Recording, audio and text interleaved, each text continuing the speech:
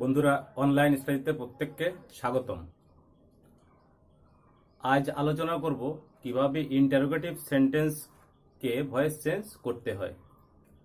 এই ক্লাসটি খুবই হেল্পফুল হবে যারা স্কুলে পড়াশোনা করছো বা চাকরির পরীক্ষার জন্য প্রিপারেশন নিচ্ছ, তাদের জন্য খুবই হেল্পফুল। তাহলে চলো শুরু করি আজকের ক্লাসটি।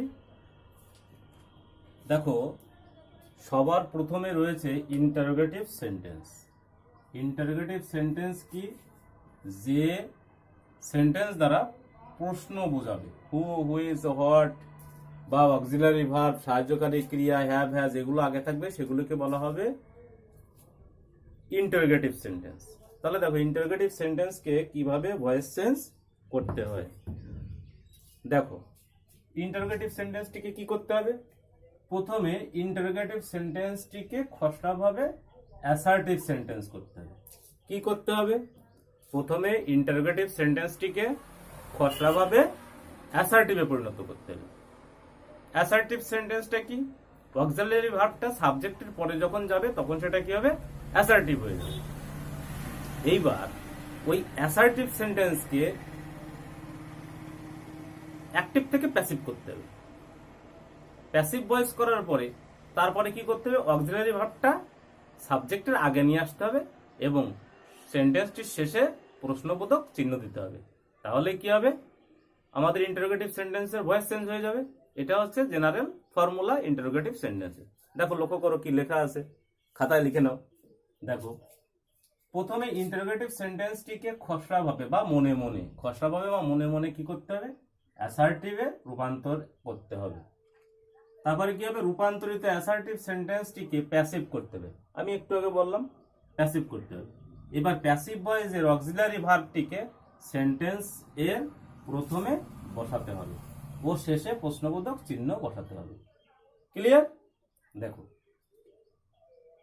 একটা উদাহরণ দিই। Have you eaten rice? Have you eaten rice?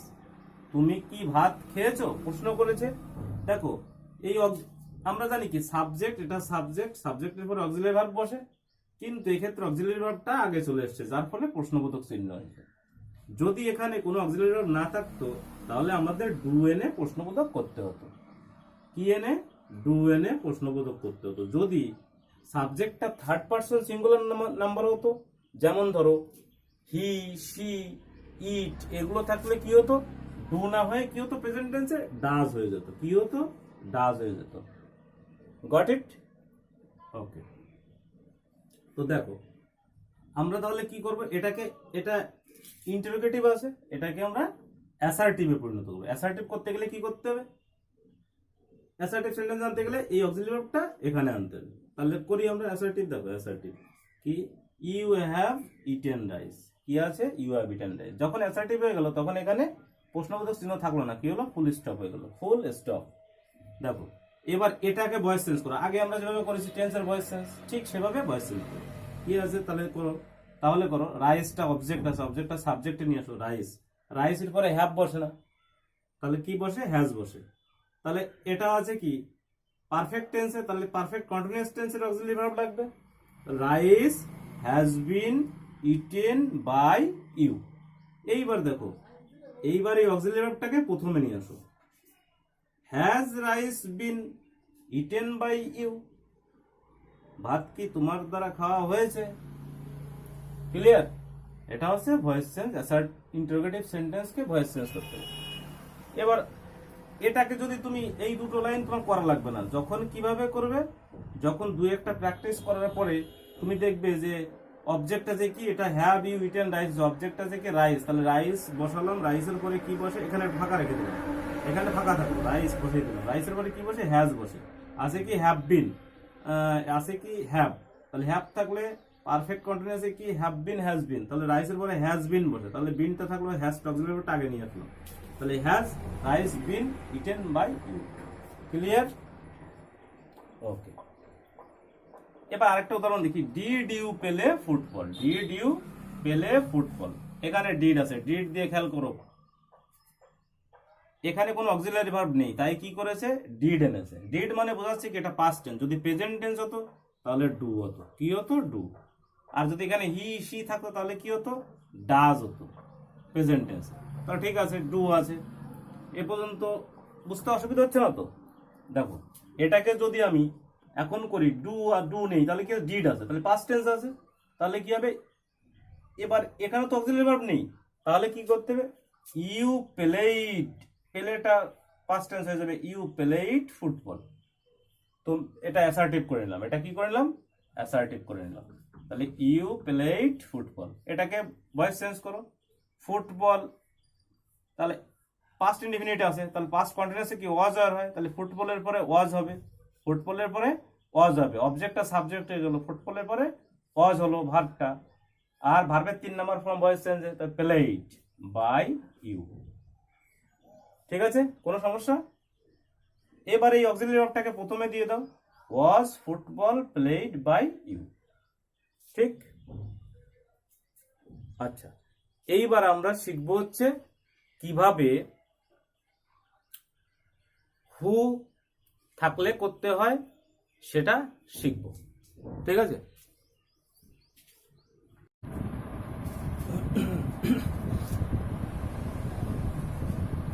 দেখো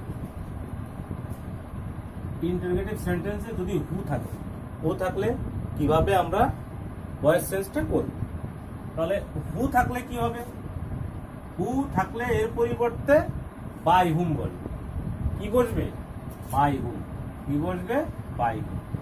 টেন্স ও পারসন অনুযায়ী অক্সিলারি ভার্ব বলবে, যে টেন্স থাকবে সেই টেন্স অক্সিলারি ভার্ব কোনগুলো am is are was were have has shall will, এগুলো সব অক্সিলারি ভার্ব মানে সাহায্যকারী ক্রিয়া। দেখো অবজেক্ট, এবার 3 নম্বর অবজেক্টই সাবজেক্ট হবে, যেটা অবজেক্ট থাকবে সেটা সাবজেক্ট হবে। অনেক সময় টেন্স অনুযায়ী কর্তার পরে বি বিং বিন বসাতে হয়, যদি ফিউচার টেন্স হয় তাহলে বি বসবে, যদি কন্টিনিউয়াস টেন্স হয় তাহলে বিং বসবে, হ্যাঁ যদি পারফেক্ট টেন্স হয় তাহলে বিন বসবে। আগে যেভাবে করেছি ঠিক সেভাবে। মূল ভার্বের past participle form, voice change মানে ভার্বের 3 নাম্বার ফর্ম, একদম এটা থাকবেই। আর শেষে কি হবে প্রশ্নবোধক চিহ্ন বলবে, শেষে কি বসবে শেষে প্রশ্নবোধক চিহ্ন বলবে। তাহলে চলো দেখি একটা উদাহরণ দিয়ে দেখা যাক কি হয়। হু ইজ কলিং মি, দেখো হু আছে, হু ইজ কলিং মি, আমি আগে চিনবো যে এটা কোন টেন্সে আছে, আগে চিনবো কি এটা কোন টেন্সে আছে। খেয়াল করে দেখো এটা ইজ আছে, ইজ থাকলে কি হয় এম ইজ আর, এটা প্রেজেন্ট কন্টিনিউয়াস টেন্স। দেখো আর এখানে কি আছে ভার্বের সাথে আইএনজি আছে, আমরা করেছি না subject plus am is are plus ভার্বের প্রথম ফর্মের সাথে আইএনজি প্লাস অবজেক্ট করেছি আমরা। তাহলে দেখো তাহলে এম বিং ইজ বিং, দেখো হু ইজ কলিং মি, তাহলে হু আছে, হু থাকলে কি হবে বাই হুম, বসিয়ে দিলাম বাই হুম। এইবার দেখো বাই হুম, বাই হুম বসালাম, বাই হুম। এইবার খেয়াল করো এবার অক্সিলারি ভার্বটা ফাঁকা রেখে দিলাম, এবার অবজেক্টটা সাবজেক্ট করো, একটু ফাঁকা রেখে কি সাবজেক্ট দেন, মি অবজেক্ট অবজেক্ট ফর্ম, তাহলে সাবজেক্টিভ ফর্ম কি আই, সাবজেক্টিভ ফর্ম কি হবে আই হবে, তাহলে এই আইটা বসিয়ে দিলাম। এবার আয়ের পরে কি বসে নিশ্চয়ই এম বসে, সেই এমটা আগে দিয়ে দিলাম আয়ের আগে, এম। এবার কন্টিনিউর জন্য কি হবে being, am being am I being called, এবার পারবে 3 নম্বর ফর্ম, লাস্টে প্রশ্নবোধক চিহ্ন হয়ে গেল। বাড়ি বসে একটু প্র্যাকটিস করো, যে কোনো গ্রামার বই ধরে ধরে একটু প্র্যাকটিস করো, আর এই নিয়মগুলো খাতায় লিখে রাখো। দেখো এবার আরেকটা করি, who has broken the glasses, গ্লাসগুলি কে ভেঙেছে।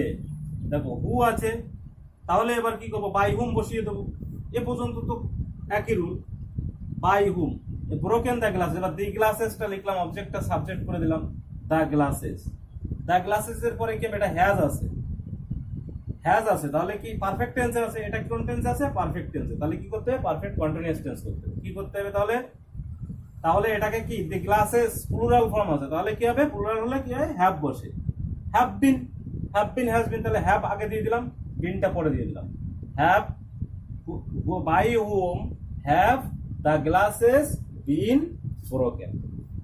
ক্লিয়ার? এটা হলো হু দিয়ে ইন্টারোগেটিভ সেন্টেন্সের ভয়েস চেঞ্জের নিয়ম। এরপরে দেখবো আমরা হুম আর হোয়াট থাকলে কিভাবে করতে হবে।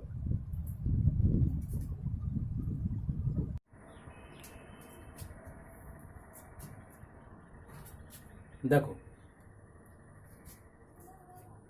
হুম এবং হোয়াট। হু এর পরিবর্তে প্রথমে হু বসবে, হুম এর পরিবর্তে কি বসে? হু। আর হোয়াট থাকলে সেন্টেন্সের শুরুতে হোয়াটই বসে যাবে। কি বসবে? যদি সেন্টেন্সের প্রথমে হুম থাকলে হু বসবে, আর হোয়াট থাকলে হোয়াটই বসে যাবে। ঠিক? এবার দেখো, টেন্স অনুযায়ী অক্সিলারি ভার্ব বসে। টেন্স তো জানতে হবে, টেন্স জানলে সব ভয়েস চেঞ্জ পাওয়া যাবে। এবার ভার্বের তৃতীয় ফর্ম বসবে, প্লাস বাই বসবে, আর কি বসবে? সাবজেক্টিভ অবজেক্টিভ ফর্ম বসবে, আর কি বসবে? প্রশ্নবোধক চিহ্ন বসবে। ক্লিয়ার? তাহলে আবার আমি রিপিট করি। হুম থাকলে কি বসবে? সেন্টেন্সের শুরুতে হু বসবে, আর হট থাকলে হটের কোনো পরিবর্তনই হবে না, হটটাই বসে যাবে। এরপর কি বসবে? টেন্স অনুযায়ী অক্সিলারি ভার্ব বসবে। তারপরে কি হবে?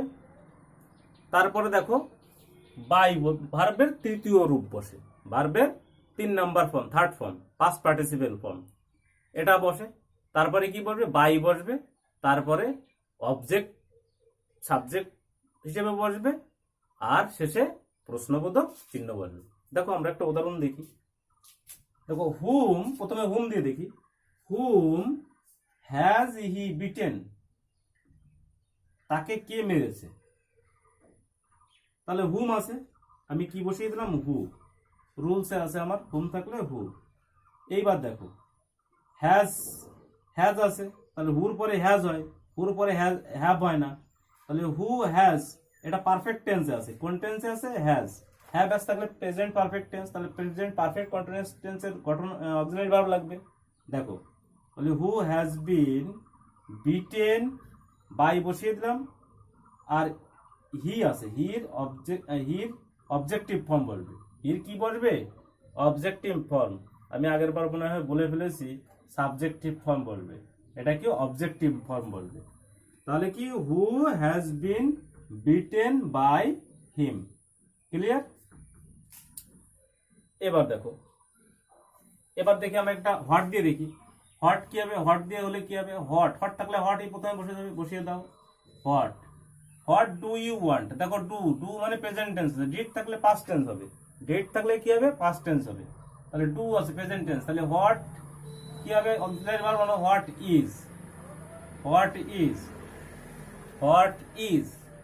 এবার ভার্বের 3 নাম্বার ফর্ম দাও, হোয়াট ইজ, তাহলে want, wanted, wanted, what is wanted by you. You থাকলে ইউ হয়, আমি প্রথম দিন দেখিয়ে দিয়েছিলাম, লাস্টে প্রশ্নবোধক চিহ্ন দাও। ক্লিয়ার? আচ্ছা,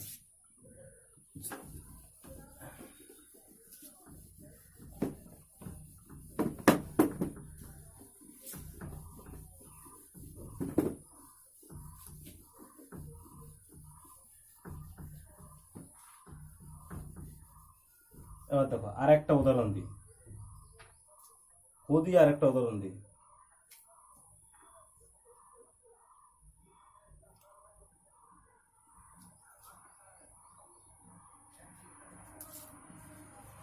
Whom did you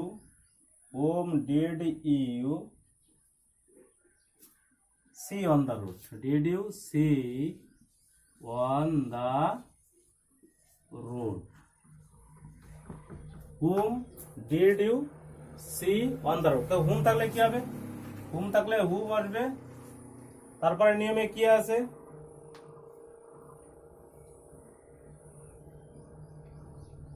এবার দেখো, এটা কি আছে? পাস্ট টেন্স আছে, এটা কি আছে? Past tense, did. তাহলে হুম,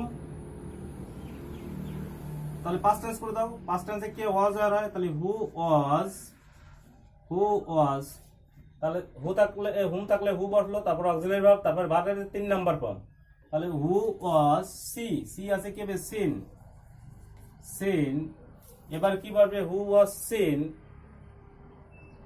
on the road, who was seen, who was seen. এবার সাবজেক্ট বসাও, হু ওয়াজ সিন প্লাস বাই বসবে, বাই ইউ বসাও subject, you on the road, লাস্টে প্রশ্নবোধক চিহ্ন। ঠিক, এটা বাড়ি বসে গ্রামার বই দেখে দেখে প্র্যাকটিস করবে, তাহলে কোনো সমস্যা হবে না। আশা করি ক্লাসটিতে সবাই বুঝতে পেরেছো। আর যদি আমার ক্লাসটি ভালো লেগে থাকে তাহলে অবশ্যই লাইক, কমেন্ট এবং সাবস্ক্রাইব করে আমার পাশে থেকে গ্রামার শিখবে। ধন্যবাদ।